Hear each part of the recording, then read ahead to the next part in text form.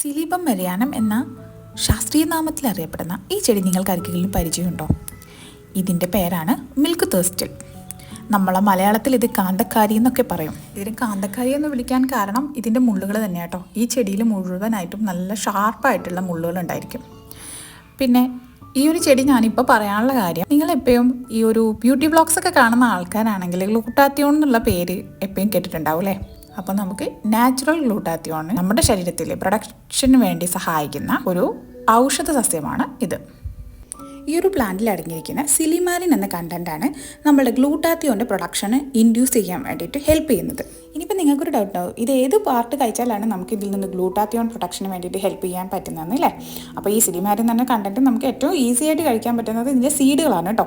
ഇതിൻ്റെ സീഡ് നമുക്ക് സൂപ്പർ മാർക്കറ്റിൽ കിട്ടും, പിന്നെ ആയുർവേദ ഷോപ്പുകളിലൊക്കെ കിട്ടും കേട്ടോ. ഇതൊന്നും കൂടാതെ ഇത് ലിവർ ടോണിക് എന്നറിയപ്പെടുന്ന ഒരു ഔഷധ സസ്യമാണ്. ഇത് നമുക്ക് ലിവർ സിറോസിസ് ബാധിച്ചവർക്ക് കൊടുക്കാം.